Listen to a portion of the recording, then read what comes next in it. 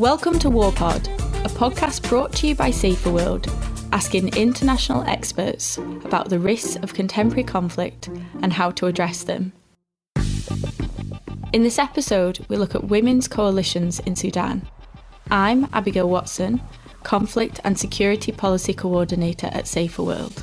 And I'm Reem Amr, Policy Advocacy and Communications Manager at Saferworld. For decades, Sudanese women have been struggling and fighting for their rights using different approaches and techniques to influence policies and practices. Throughout the history of women's movement in Sudan, there have been several women bodies, alliances, and coalitions working to make women's voices heard and advocate to attain their rights. After the military coup last October, women were back again on the front lines protesting military rule. Saferworld in Sudan has conducted a research study to evaluate the Sudanese women's coalitions and to look closer at the challenges they face and opportunities available to them in a post-revolution context.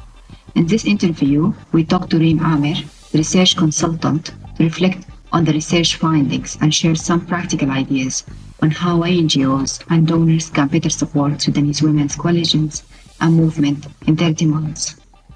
For those unfamiliar with Sudan, could you briefly describe the factors that led to the 2018-2019 revolution? I think a revolution is a process. Things were building up for many years and until it happened. And there were so many different factors that led to it. The economic crisis, Sudan's economy was falling since 2011, and the situation became worse. And also different corruption scandals by government officials over the years escalated the grievances. People felt that it shouldn't be this way. Widespread crackdown on dissent. There were several protest movements in 2012, 2013, 2016, and 2018, and they were brutally suppressed. In 2013, in just 3 days, over 200 people were shot dead for, taking part in the protest. So there was already a lot of anger and at the societal level. Civil society was restricted, severely restricted. Organizations were getting shut down. So many public activities were being banned. I think there was this feeling of suffocation. At the same time, there was conflict raging in 3 parts of the country, 3 regions, and it was not ending, and it felt that the government was also investing in continuing this conflict. Political deadlock. Bashir was calling for elections in 2020. Bashir, who's the previous president. And he wanted to run for presidency, and he was already there for 30 years. For many Sudanese people, 72% of people in Sudan are under the age of 24. So they have only known Bashir, and they felt that this is unfair. This cannot continue, that for him to just remain in power, basically. Thanks very much. And what was the situation for women and women's-led organisations around this time? Throughout the 3 decades of Omar al-Bashir's military rule, Sudanese women, I would say, they were targeted by discriminatory laws. And with the exception of very few women who were part of the regime, they faced exclusion, marginalization because of the laws, because of the patriarchal and structural societal practices. And at the same time, we saw that, basically women faced laws that restricted their presence in the public sphere. And they faced laws that basically discriminated against them in the private sphere inside their homes. And this really caused a lot of grievances. And at the same time, talking about women's rights was very difficult. Organizations that worked on women's rights struggled. In 2014, they shut down one of the oldest women's rights organizations, Salma Women's Resource Center. And then they continued to restrict many other organizations by basically not allowing them to register or really delaying their registration process. Many women who tried to organize in different places around Sudan in groups and associations were really not given the right permits to do so. So it was a situation where the only voice that was, and the only authority that was supposed to talk about women's rights was women who are part of the ruling coalition. And all the other women were unable to do so and were unable to work on women's rights, basically. So it was a very kind of state feminism kind of situation. So what role did Sudanese women play in the Sudanese revolution in 2018 and 2019? I think it's very important to note that women were always on the front lines since the 1989 coup. I feel that indicating that their presence was only in the revolution also undermines their role in the resistance. For 30 years, women were really on the front lines of the resistance movement in Sudan. They were sacked for the public good. They were arrested, beaten, prosecuted for their activism and political affiliation. Mothers were arrested when they protested against war in the 1990s. Women in the informal sector took the Khartoum governor to court when he passed an order to limit women's employment in the city. Women were part of the resistance as active participants all the time. They were also prosecuted under the last regime through various ways. This is why I would say it was very clear that women were definitely going to be the backbone. I call them the backbone of the 2019 revolution that ousted al-Bashir's government. They were the majority of the protesters, and they played critical roles in different ways, mobilizing, coordinating protests through the neighborhood resistance committees. They cooked for protesters while others protected the protesters from tear gas canisters. Women organizing groups and led protests at the sit-in in 2019. At the sit-in in 2019, makeup artists led a march, for example, in support of the protest movement. And single mothers also had a very lovely march where they basically marched to condemn the discriminatory laws that denied them equal custody of their children. So women were there, they were active participants, and they were also bringing their issues to the forefront. Women had so many tools to resist. In March 2019, women activists began wearing a white tobe. The tobe is the traditional garment for many women in Sudan, and they began wearing it as a symbol of solidarity with the protest movement. So they were, resisting in so many different ways and so many innovative and creative ways, actually. Thanks so much. Having it all laid out, you just realise how amazing they were. I'm interested, since the revolution, to what extent have women's movements been able to capitalise on this and sustain their revolutionary spirit and momentum to expand their movement and increase their political participation? I think this is definitely a difficult question, because I feel that unfortunately women's political participation remains very limited.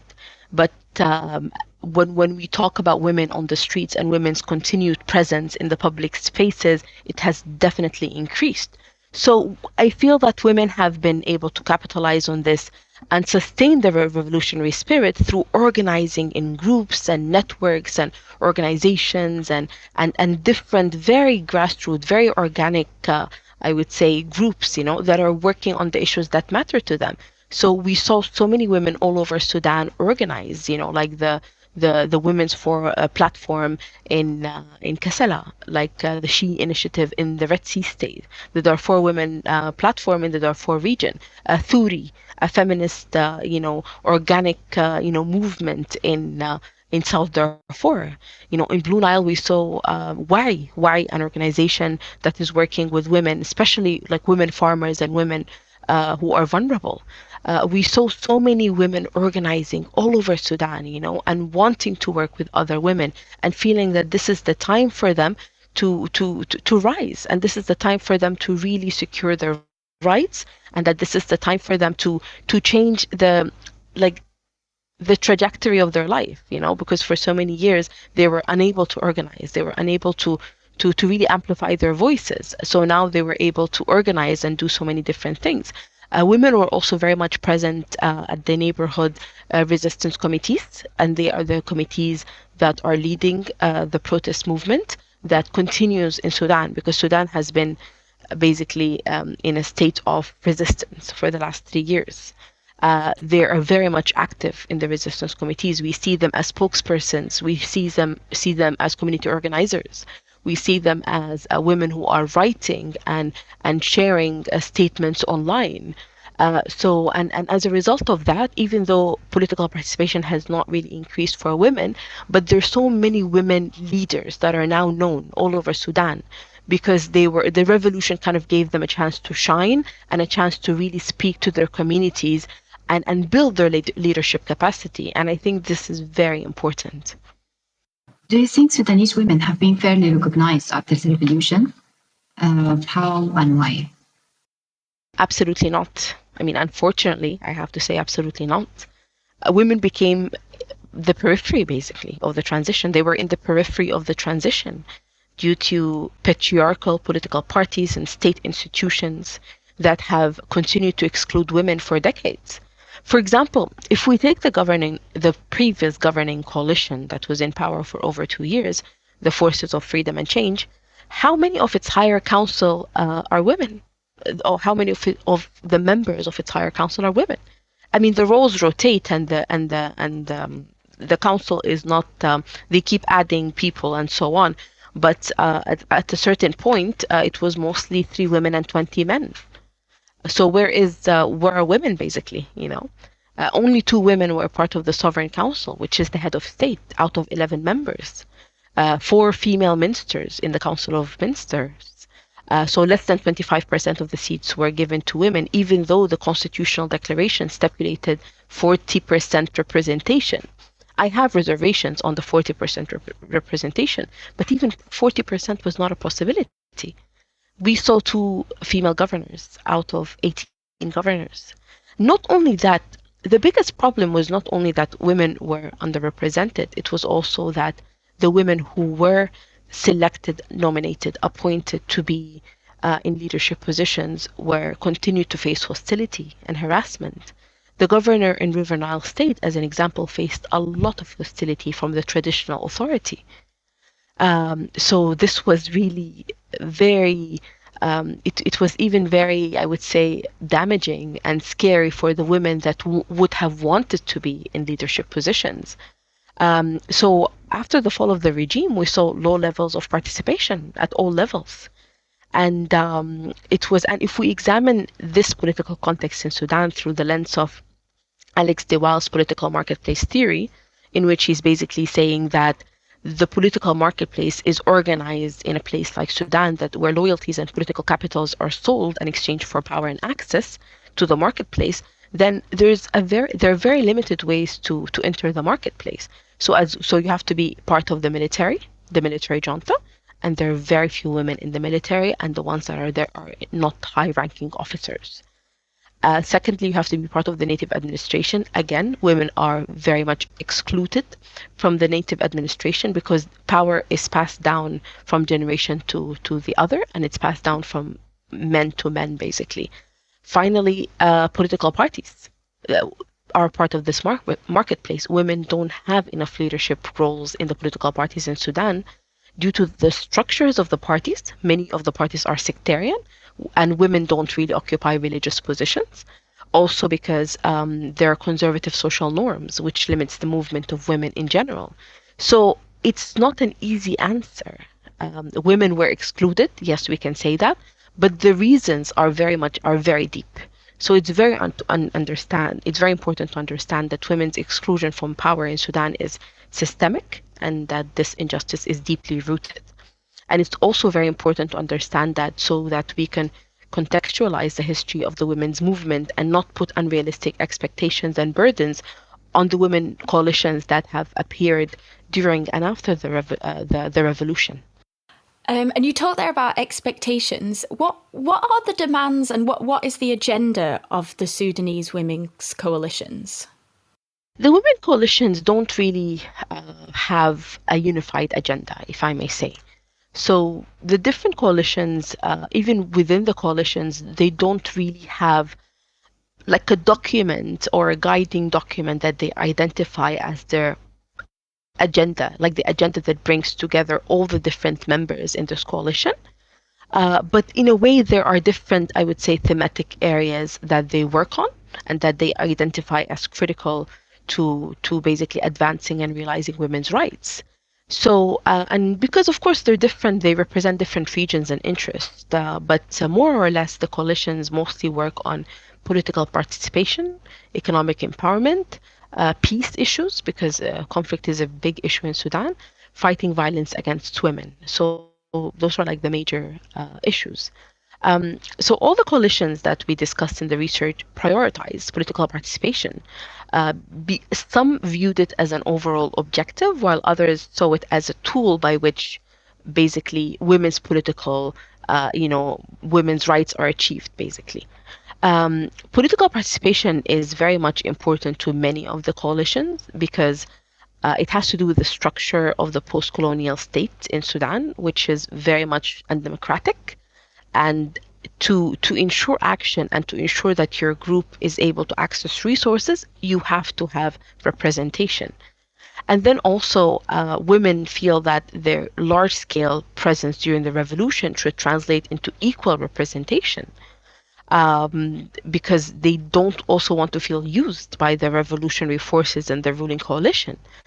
And also, I think there is a fear that the return of dictatorship in Sudan or the return of a religious-based rule would basically make it very difficult for women to continue advancing towards their rights. So women wanted to be represented during the transitional period because they want to make huge advances when it comes to legal reform and so on during this transitional period to guarantee that there are no setbacks, in the future, or at least that the setbacks would have kind of a minimal impact. Another thing also that is important to note, violence against women is identified as a key agenda because violence against women Sudan is very rife. It's basically perpetrated by the state, by individuals, within even the different political parties and institutions. There are no laws to really protect women from violence, whether it's domestic violence, whether it's domestic sexual harassment. And violence is really something that is very much deep because if women don't feel safe, then they don't leave their houses. And if they don't leave their houses, then they're not taking part in political party meetings. Then they're not active politically. Then they're not represented. And then they're not going to seminars and workshops, so they're not building their capacities. So if women don't feel safe, it will definitely impact their representation. Economic empowerment is also a very critical issue. Economic empowerment is a critical issue because in Sudan, women are very much poor because there are high illiteracy rates for women, and also many women drop out of school because of early marriage, because of so many different reasons, poverty in general. So, but the coalitions have different perspectives on economic empowerment. In Eastern Sudan, for example, the coalitions were kind of delegitimized by the community for focusing so much on political participation and not the economic situation of women. So also when you're working as a women coalition in a country like Sudan, a very poor country, you're expected to focus on economic empowerment because because women are very poor. And when women are poor, then and uneducated and they face structural injustices, then they're not going to be represented at any level, basically. And this is why it's up to the educated women who occupy the different, coalitions to really be part of the solution and work with those women. So this is why we see a women coalition, for example, in Eastern Sudan working on microfinance and revolving fund programs to empower women. We also see that economic empowerment is a big strategy and for women in Western Sudan, which is a conflict area. So it's definitely one of the priorities that you have to empower women economically so that you can empower them at all different levels. What kind of risks and challenges and barriers that Sudanese women coalitions are facing to achieve their demands? I think I would say, they faced very much similar risks and challenges that are faced by even the political parties and the civil society in Sudan. I think the biggest challenge is political instability. Sudan, we had the revolution 2019. We had a very unstable transitional period for a period of over 2 years, where there was insecurity in different places in the country, conflict, economic hardships, the COVID-19 crisis, of course, that affected all the world, but Sudan is a poor country. It really affected Sudan. So, and then last year, 6 months ago, we had the coup, the military coup.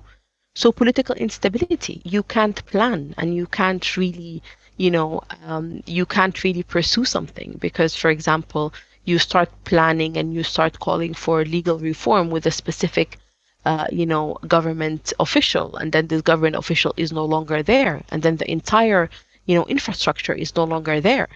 So political instability remains a huge challenge in Sudan because due to political instability, you cannot have a strategy that works. Due to political instability, there's always political polarization between the different groups. And by political polarization, I mean that when something like the military coup happens, for example, you have coalitions that have members in political parties and members in armed groups. The political parties and armed groups had very different perspectives on the military coup, that some even did not call it a coup. And this automatically translated into disagreements within the different coalitions. So the coalitions are not living on an isolated island. They're very much affected by this political instability that is happening in Sudan. The second thing is the economic situation and women's poverty in general. And here I want to tie it to the COVID-19 crisis. Sudan is suffering from serious hardships.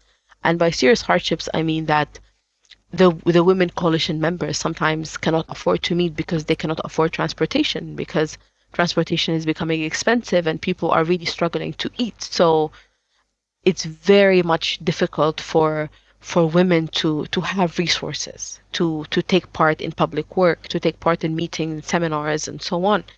And this is a very, very huge concern. You have coalitions that are regional, like, for example, in Eastern Sudan and Western Sudan. It's very difficult to build regional coalitions because it requires you to work. It requires the members to travel, meet each other, organize meetings. But if they can't afford to do that because the flight tickets, the bus tickets are expensive, then the coalitions will not be able to sustain themselves. And this is so the economic situation is playing a very critical role and is a huge challenge for women coalitions. And of course, the COVID-19 crisis really exacerbated this because it caused more poverty in Sudan. It caused serious inflation.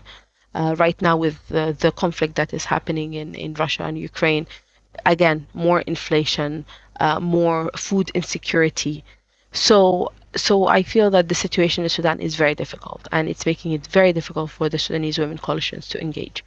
A lack of access to funding. I mean, it's holding workshops, doing so many things requires funding because the women cannot self-finance the coalitions. You do have some members who are better well off and they pay regular, like membership fees, but the majority, unfortunately, they cannot contribute because they themselves are struggling. And this is why, for example, many of the coalitions, sometimes they collect money to support some of their members if they have an accident, if they have a health problem, if they have anything that requires support.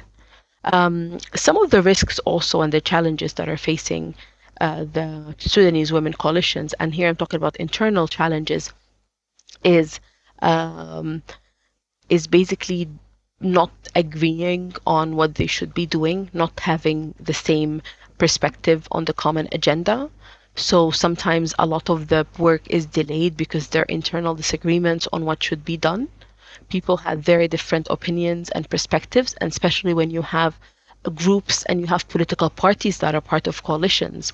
Political party members will never prioritize their membership in the coalition over their membership in the political parties they represent, even if the political parties they represent do not really support the realization of women's rights. And this is a very big problem and challenge that sometimes leads to even members leaving the coalitions because they feel that it does not represent their interest anymore.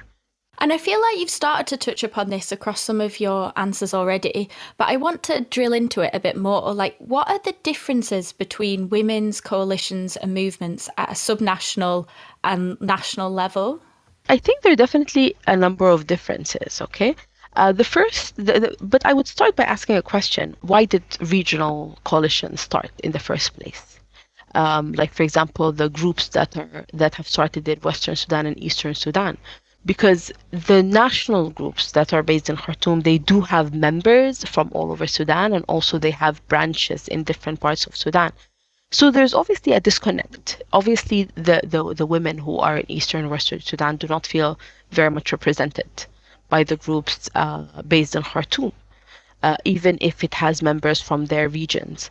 So it was started because they felt a disconnect. They felt that they have the right to also speak, and people don't have the right to speak on their behalf. They want to be part of the process because for a very long time, all the opportunities when it comes to training, capacity building, went to the women groups in the center.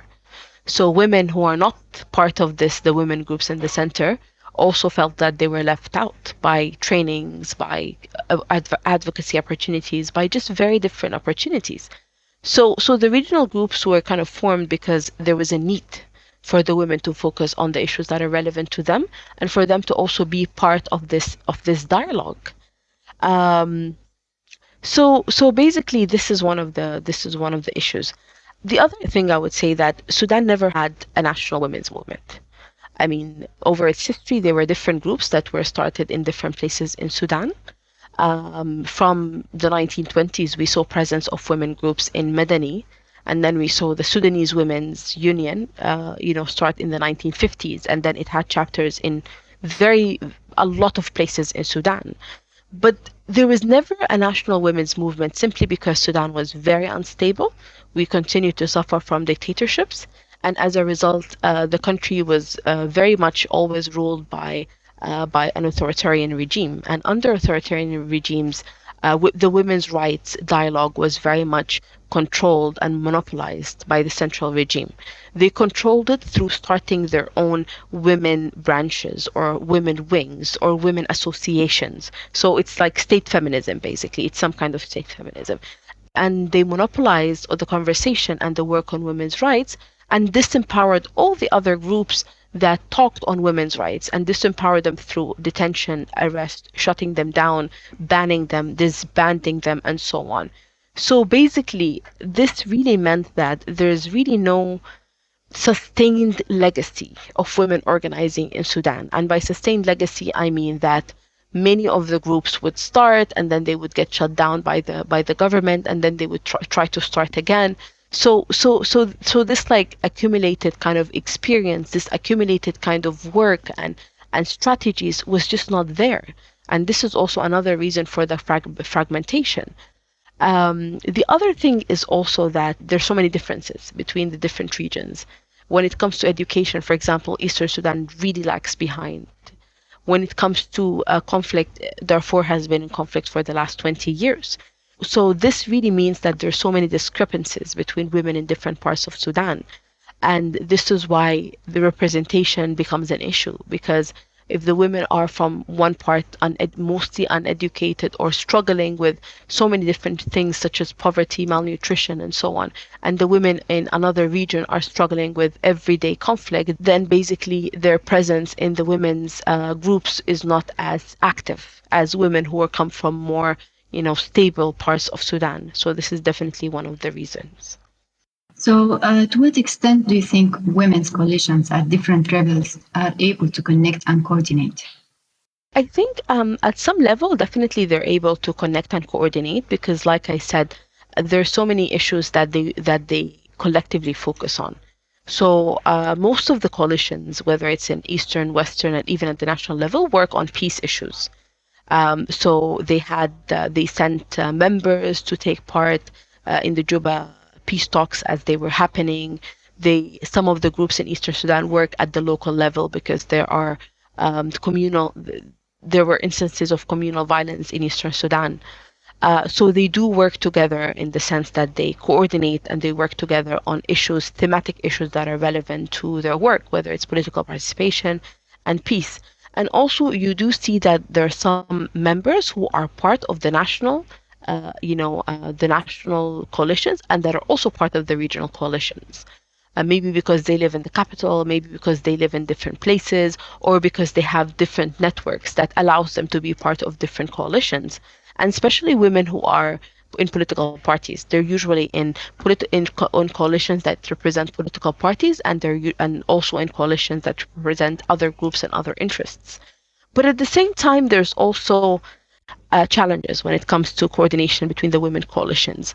One of the challenges in Sudan is this: the ousted regime, or women who were part of the ousted regime, are very much stigmatized. And by saying being part is affiliation, attending a meeting, just any kind of perceived, sometimes it's a perceived affiliation with the Assad regime, means that you would be stigmatized and you would be kind of isolated from the women coalitions. So there's so many issues basically that sometimes affect coordination, is that there are accusations from different coalitions that they have members in the previous regime, and that they have members of the previous regime that is a political party that is now banned in Sudan. So this caused a lot of polarization between some of the groups, and this caused a problem between one of the coalitions. Ethnic and regional dynamics as well. I mean, unfortunately, you still have, this awareness that ethnic issues are very much part of the political conversation in Sudan. Ethnic differences and regional differences are very much part of the polarization that is happening in the Sudanese political arena.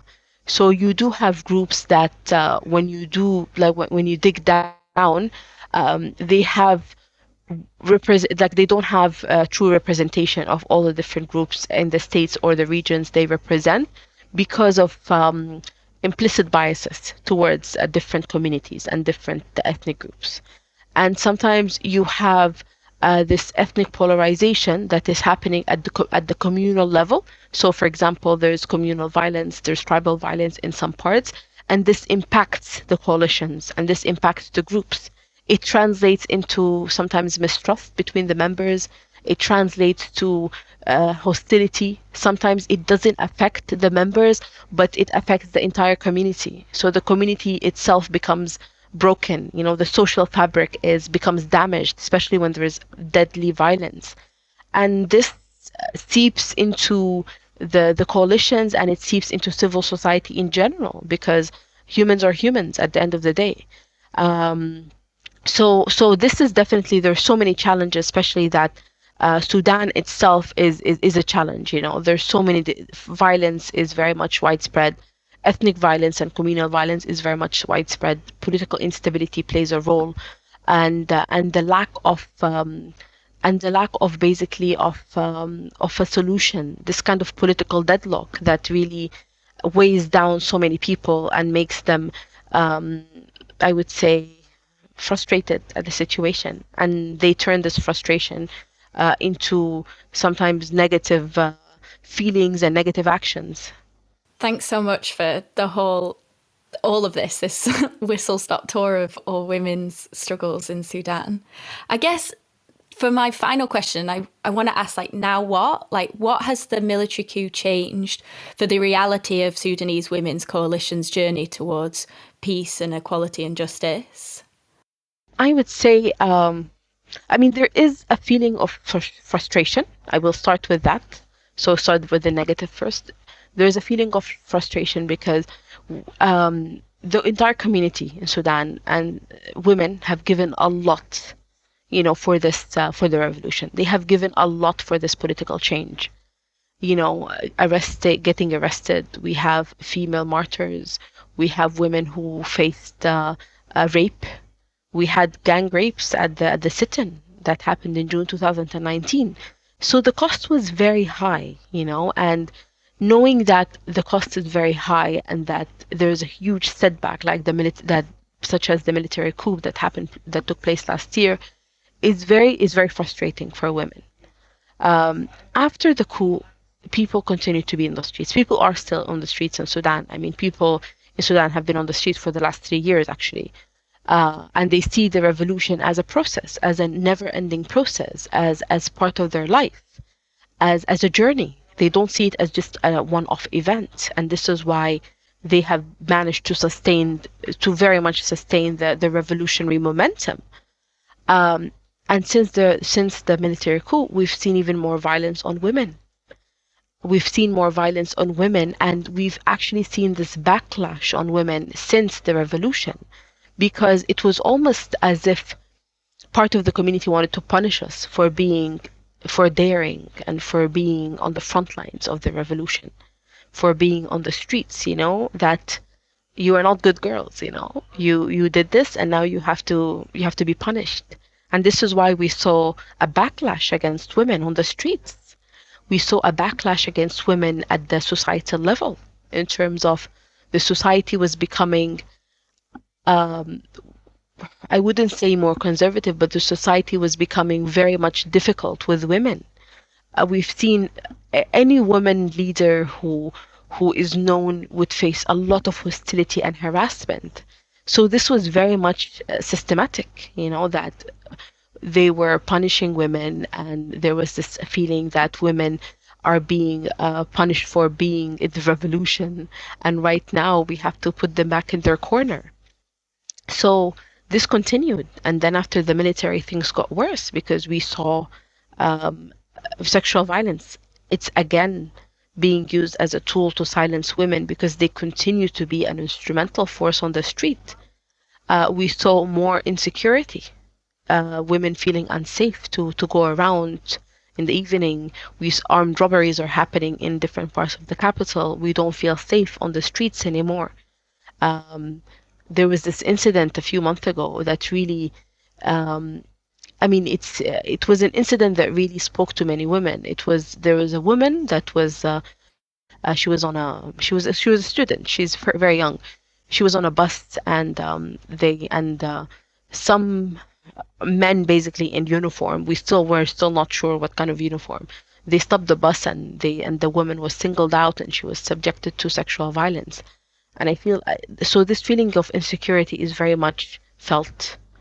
But the only way is for just women to continue being part of the solution, and the only way for women to just continue being part of the political dialogue, because when we are part of the political dialogue, we automatically lessen the violence, because we speak with words, we speak with actions, we speak with, like, throughout the struggles of our communities. We don't speak with violence, and this is what is happening at the political level in Sudan, that automatically there are threats to use violence. We don't do that. And I feel that this is why we could really help quieten things down in this country. We could really help bring some kind of peace to this country at the political and at the societal level. Speaking to the international community, why international community have to support women coalitions, and what are the main priorities that the international community need to know to support women's coalitions in Sudan? I think a lot of work is needed. I feel that a lot of capacity building is needed. I mean, we do see that women still need a lot of support when it comes to developing their own common agenda. And I feel that they know, like the women coalitions, they all know what they want, but there are different tools and there are different strategies that could be used to help them develop their agendas. So I feel that a lot of investment should be done on capacity building for women coalitions, because many of the members in the women coalitions are actually women who have really not been supported in any trainings before. Many of them have not really been trained before, especially when we talk about younger constituencies, younger women. They've really not been trained before. They need a lot of capacity building. The revolution for them was like a university. They learned a lot of things. They learned a lot of things from experience, from practice. But there's a lot of theoretical tools that are very much important, because starting a movement, starting an association, starting a group is something. It just requires you to be passionate, but sustaining it and making sure that you have goals and strategies that you want to achieve, this is where you need a lot of capacity building. Another thing is definitely advocacy, because right now Sudan is really at a crossroads, and we hope that things will move forward and that no more, that the killing will stop. But it's really at a crossroads where we feel that there is a lot of advocacy is needed by the international community to make sure that there is stability and peace in the country, because women bear the brunt of this instability, whether it's facing sexual violence, facing violence in general, facing insecurity, because it affects their livelihoods, if it affects their ability to move and to go out and be part of the change process. Another thing that I want to say, I want to send a message to Sudanese women coalitions. The first thing they should do is prioritize building people.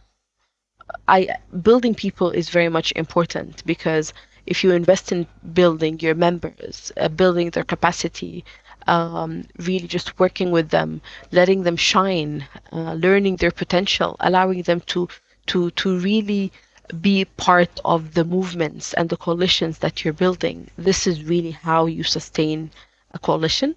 This is how you help the coalition reach its goals. And this is how you kind of attract this community consensus about the work and the issues that you're working on. The other message is you have to prioritize the agenda of women over the agendas of your political parties and groups, because this is the only way to move forward. Many women are part of political parties, and it's important to have women in political parties because this is how they can be part of decision-making processes. When women do find themselves in decision-making positions, they have to prioritize the women's agenda. They have to give back to women because they were there and they are at this seat because women stood in the sun, chanted, they protested, they marched, they struggled, they were beaten for this to happen. So much work was done by women over the years on the streets to make sure that so many women are part of the political process. Do not fail them. You owe them a lot, and they look forward to receiving a lot from you. Thank you. Thank you, Reem. That's all we have time for today. And thank you for listening. We hope you enjoyed the discussion as much as we did. Until next time, from me, Abigail Watson. And me, Reem Amr. Goodbye. Warpod from Saferworld. You can listen to all previous episodes and catch the latest releases every month wherever you get your podcasts by searching for and following Warpod. And to find out more about our work at Saferworld, please visit saferworld.org.uk.